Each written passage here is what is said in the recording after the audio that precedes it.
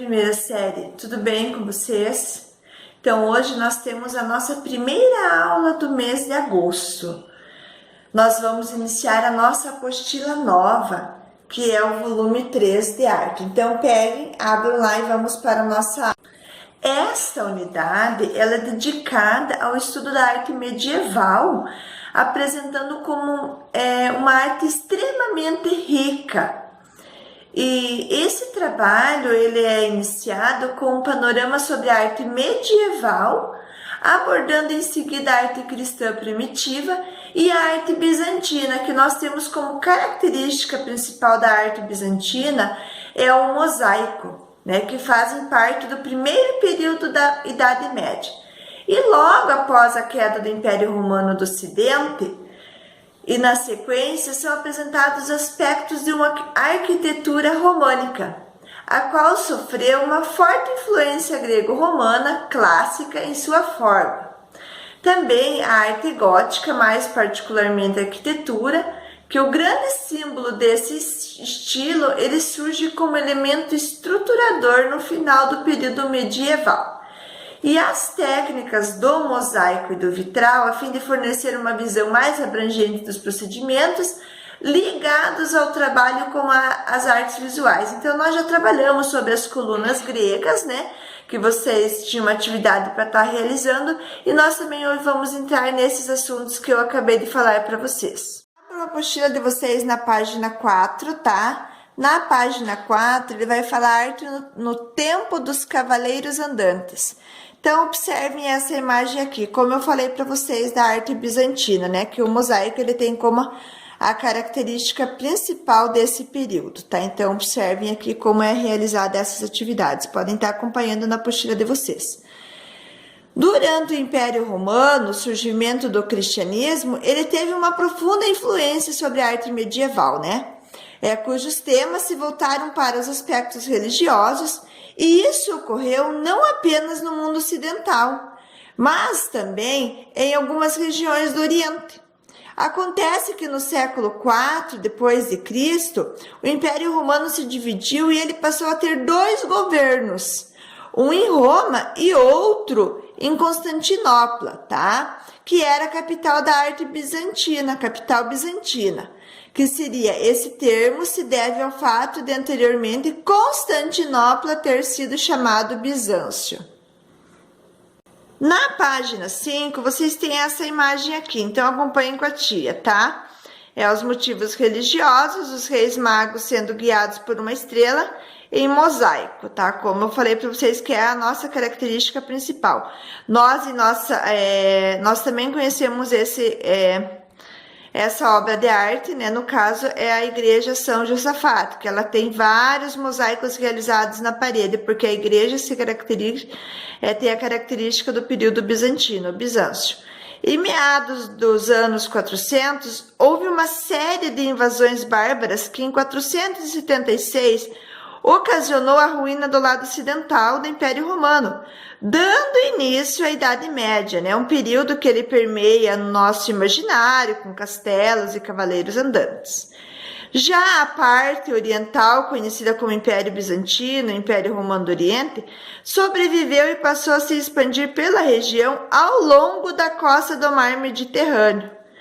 E o Império Romano do Ocidente, ele viu disseminar-se que a cultura dos godos, um dos povos bárbaros responsáveis pela sua queda, né? O que influenciou a arte relacionada aos objetos pessoais, como as joias e as armas.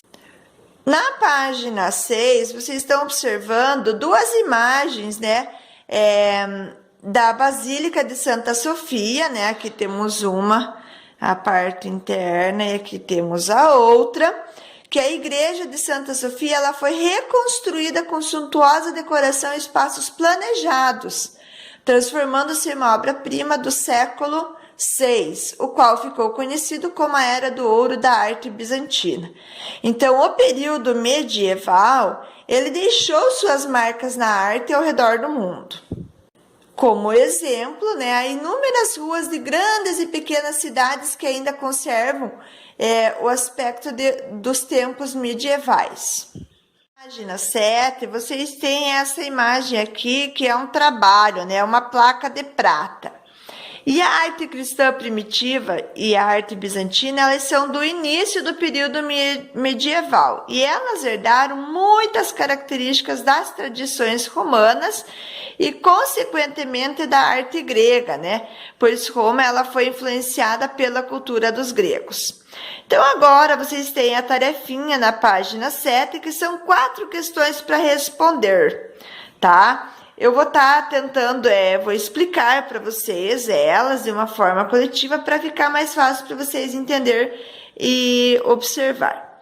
Então, essa é uma obra, né? A obra é um baixo relevo e retrata a luta entre os personagens bíblicos Davi e Golias. Então, o imperador bizantino Flávio Heráclio Augusto, ele havia terminado com sucesso uma longa e custosa guerra contra a Pérsia e recuperado Jerusalém, o Egito e outros territórios bizantinos. E as figuras bíblicas sobre o prato usavam vestimentas do início da corte bizantina, sugerindo para o espectador que, como Saul e Davi, o imperador bizantino era um governante escolhido por Deus. Então, pratos elaborados, né, usados para exibição em banquetes eram comuns no final do Império Romano. Então, vejam bem, aproximem bem, observem bem essa imagem na apostila de vocês, né? Geralmente decorados com temas clássicos, esses objetos eles transmitiam a ideia de riqueza, né, o status social e a aprendizagem. E esse conjunto de placas de prata pode ser o mais antigo exemplo sobrevivente da utilização de cenas bíblicas para tais eventos. E a cena principal, ele mostra a batalha decisiva. Embora Davi pareça estar na defensiva, seus homens se movem para frente, forçando os soldados de Golias em retirada. Na parte de baixo, aqui, o vitorioso. Então, observem bem essa parte aqui de baixo, né? Estão observando? Então, na parte de baixo, o vitorioso Davi decapita o gigante, tá? Então, na guerra dos bizantinos contra os persas, né, o imperador Hiláquio combateu corpo a corpo o general persa, vencendo após a conquista do oponente Heráclio, né, que decapitou, o que pode ter servido de inspiração para a criação do prato.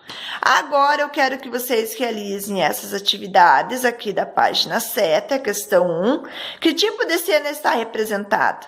Sobre o que a obra foi inspirada na Bíblia, que pode ser os personagens retratados?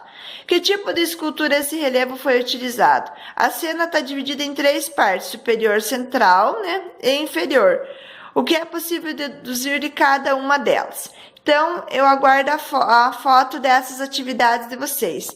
Né? E para vocês conseguirem realizar, podem estar fazendo a leitura da página 5, 6 e 7 também. Um beijo e boa aula a vocês!